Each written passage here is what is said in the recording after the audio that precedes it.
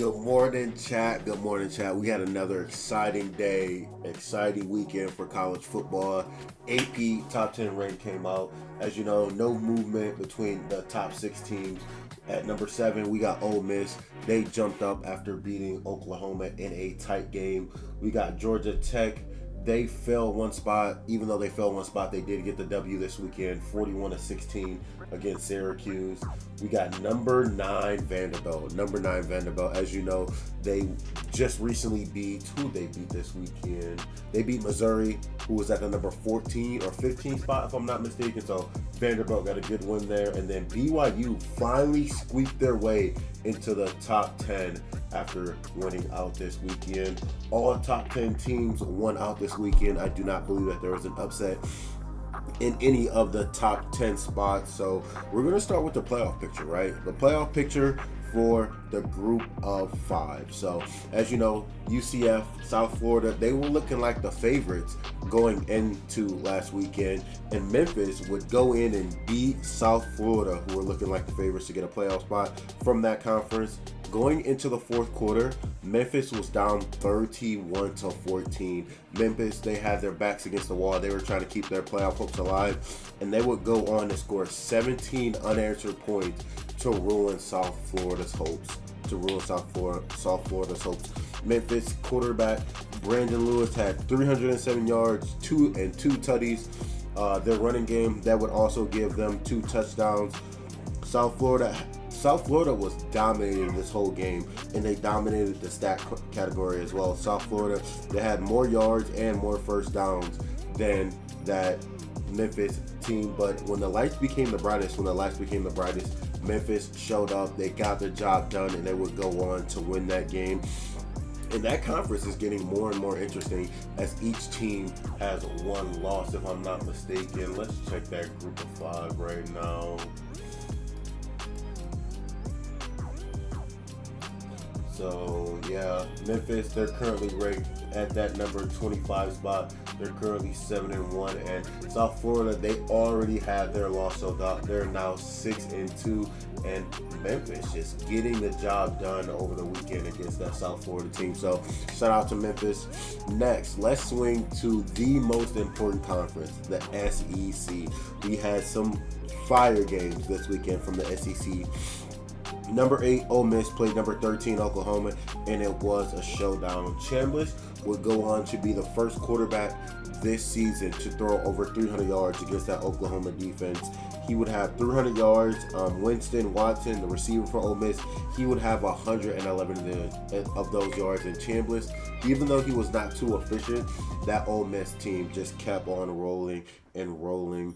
The score did not reflect how dominant Ole Miss was, but Ole Miss was better in every single category statistically than that Oklahoma team. The only category that Ole Miss team did not have on Oklahoma is Ole Miss had 12 less rushing yards than that Oklahoma team.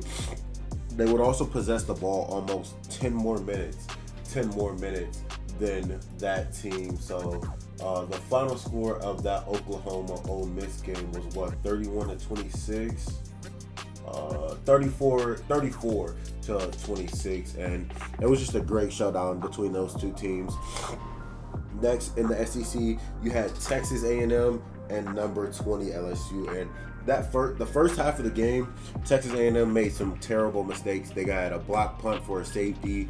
They had, I believe, 2 interceptions, but they would figure it all out in that second half. You know, LSU is very good at night under Brian Kelly. Brian Kelly was 20-1 in night games played at LSU, but Texas A&M, they'd really kind of find their footing that second half of the game. They would score, almost 30 unanswered points.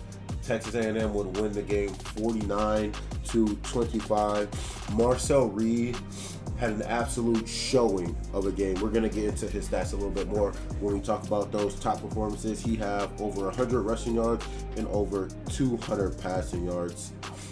4 touchdowns, 2 passing touchdowns, 2 rushing touchdowns. And the LSU just had no answers across the board. Their offense struggled, their defense struggled. Specifically their offense, LSU would get sacked 7 times. And all 7 times that LSU was sacked, it was with 4 or less defenders rushing the quarterback. So it wasn't like Texas was throwing some crazy blitzes at that LSU team. They were just pressuring the quarterback. We know that line has struggled. We know that their run game has not been able to find its footing, and they just kind of fell apart when they started playing that Texas A&M team. A crazy stat that I saw while I was watching some sports over the weekend is Texas A&M has outscored LSU the past 2 games in the second half 66-13. As you know, Brian Kelly, he got released of his job. He just could not get it done against that Texas A&M team. And Texas A&M is really stamping themselves as a contender in the SEC right now, taking that number 3 spot and potentially on the way to continue their growth path to that college playoff. Let's look at Texas's schedule for the rest of the year. They face number 19 Missouri next. They got South Carolina and Texas. As you know, South Carolina, they just gave Alabama a very close game. So there are no easy games when it comes to the college playoff. So I think of the last 4 games, I think South Carolina is going to be the hardest. Yes, Missouri's defense is really good, but their offense is going to struggle without having that starting quarterback at that position. But South Carolina, they click on offense and defense, so it's really going to be interesting to see that South Carolina go against Texas A&M. As we know, South Carolina trying to ruin the playoff hopes of each and every single one of these top 15, top 10 to top 15 teams for the remainder of the year. South Carolina, they play Ole Miss, they play Texas A&M, so they're trying to ruin their playoff hopes. So they don't have any of their own, but they're definitely going to try to ruin the playoff hopes of the rest of the SEC. And as I said earlier, South Carolina did give Alabama a hard time during that game, but Alabama's defense, they would show up when it mattered most. Going into this game, Alabama had a 9 turnover ratio. They just have some playmakers on that defense, right? They might not be the top ranked defense, but they have some playmakers. And when plays need to be made, Alabama's defense steps up. Alabama, they would have a pick 6 in this game and 2 forced fumbles. Alabama's offense really struggled, and Alabama's defense said, don't worry, we got you guys today. Alabama was down, I believe, 5 in that final 2 minutes of. They would be down 13 in the final 2 minutes. They would go on, score a touchdown, and give that South Carolina team the ball back. South Carolina with the lead with 2 minutes left. Alabama would force a fumble in the other team's category, in the other team's end zone to give Alabama the ball so they can score the go-ahead touchdown. So Alabama's defense was looking very sharp this weekend. Ohio State, they were on a bye week, so no change there. Indiana would rout. They would completely dominate a very white-hot UCLA team. Indiana would hold that UCLA team to under 200 yards. Indiana won 56-6. They held that UCLA team to only 2 field goals. And the quarterback for the Hoosiers, Fernando Mendoza, he had some crazy stats this weekend. We'll go over that when we go over. He was in one of our top performers of the week as well. Almost all of the ranked teams took care of business. BYU, Virginia, Tennessee, Louisville, and Cincinnati, they would all win out this weekend. On a slight upset note, unranked Houston would go on to beat number 24 Arizona State 24-16. It got a little scary at the end when Arizona would go on to score 16 unanswered points, but as you know, Houston would go away with the win. They would move up to that number 22 spot after beating Arizona State. They were not ranked last week, so that's a good showing for that Houston team. Michigan, they would go on and beat Michigan State as well. The quarterback for Houston had a crazy game, and that's how we're going to kind of transition into our top performers from last week, because we had some crazy numbers going on last week. As you know, Houston beat Arizona State, and the quarterback for Houston, Connor Wegman, he would put up some video game numbers against that Arizona State team. Connor Wegman, He would go into this game against Arizona State. Arizona State was actually on a 10-game win streak at home. So for him to do this in this type of environment shows how tough he is.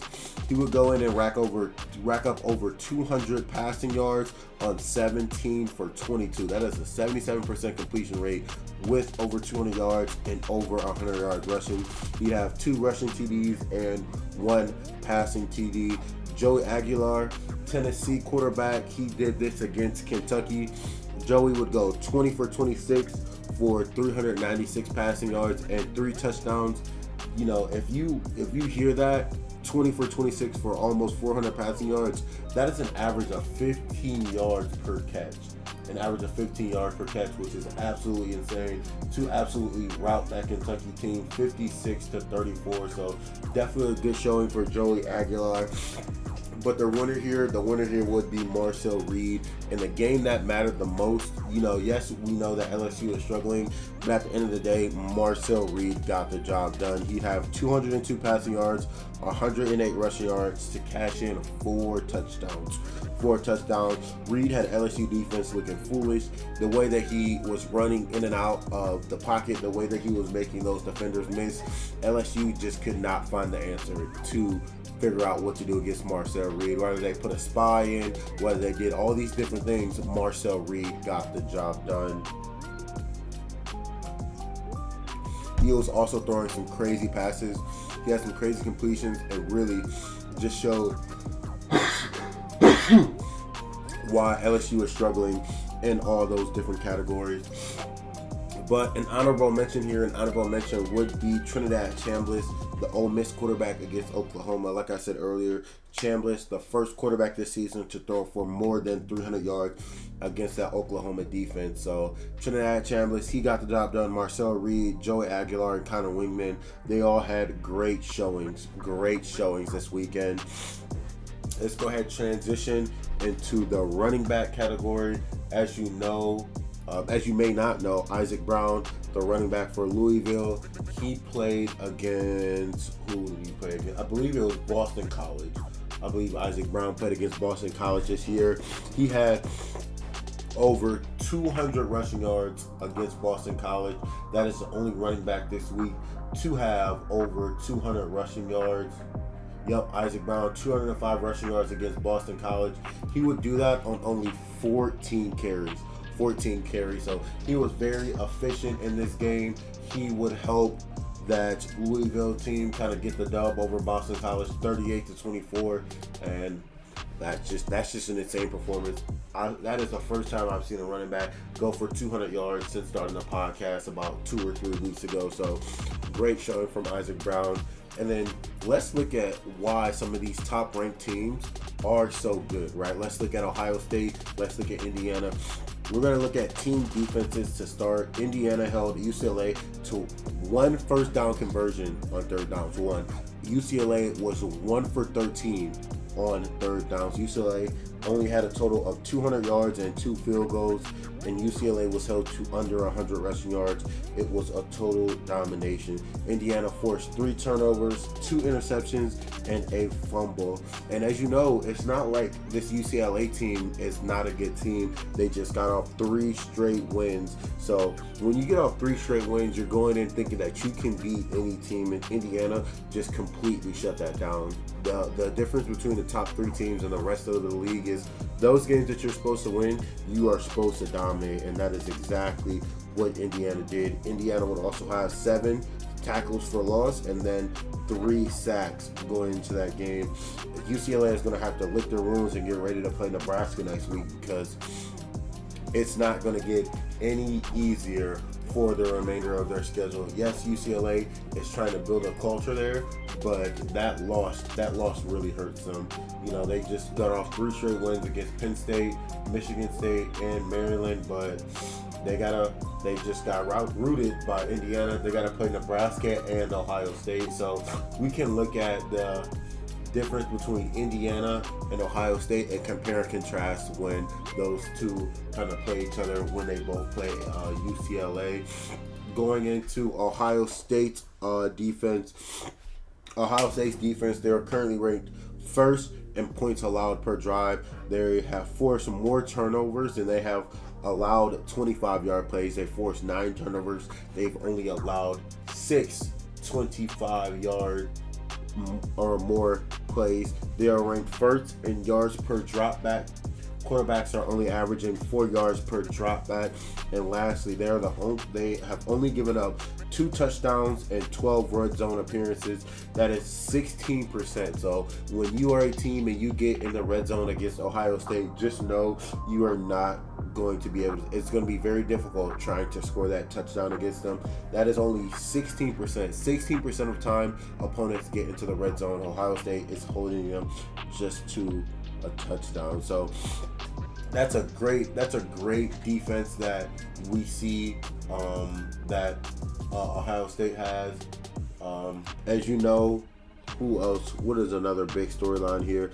Oregon, they got another Big Ten win this week. Who did they play? They played Wisconsin 21-7. But the story of the day from that game is Dante Moore. He would exit the game with an injury and not return. So we had some good storylines, some bad storylines. Brian Kelly, he is no longer the coach of that LSU team, and I'm interested to see who they are going to hire at that coach. The coach of the year that every name was circulating when a job position kind of came up was Curt Cignetti, and what he did for that Hoosiers team to kind of lead them to be great. Indiana wrapped that up real quick. They said, we're going to sign you to an extension. We're going to offer you a boatload of money. That way we know that you're not leaving this Indiana team. You're going to continue that greatness. So it all falls on who hires, who they get hired out of that LSU job. As you know, there's some other coaching positions that are going to be open. So I'm interested to see what offensive coordinators, what defensive coordinators get plucked from different programs. And then let's look at this upcoming schedule for next week. I don't believe that there are any top 10 ranked teams that play each other, but I do know that there are some sneaky games to kind of keep in the back of your mind. You got number 17 Cincinnati at number 24 Utah. That is a Big 12 matchup that has some implications on what's going to happen on later in the year as some of the top 15 teams kind of fall into place. But this could be a Big 12 championship matchup right here between Cincinnati and Utah.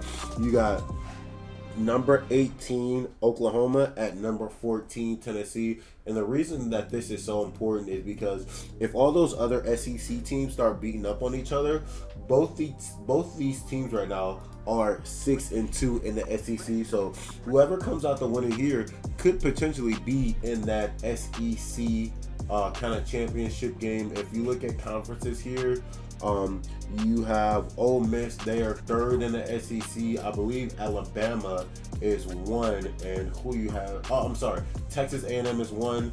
Bama is 2. Georgia is 3, and Ole Miss is 4. So both Texas A&M and Alabama 5-0 within their conference. Georgia and Ole Miss both respectively have 1 loss. So you can easily see these teams with only 2 losses. If they win out, they could potentially make their way up. I don't see Vanderbilt ending this season in the SEC 3-1 because the remainder of their schedule, they got Texas and Tennessee left. You have Ole Miss. They are ranked number 7 and number 4 in the SEC. Looks like their schedule is pretty easy, but you know that SEC bracket does get a little kind of hectic at the end of the year with those teams having your number and those teams trying to ruin your playoffs. So Texas A&M, they're currently 5-1. 5-0 in their conference. For the SEC, they got Missouri and Texas left, so it can be interesting to see how this SEC kind of falls out. I have a lot of faith in Alabama right now, considering how battle-tested they are, considering the things that they've been able to do over the past 5 weeks. Of the past 5 weeks, Alabama has played 4 ranked teams, and they have won out all 5 of those games. Alabama's only loss coming at the beginning of the year to that Florida team.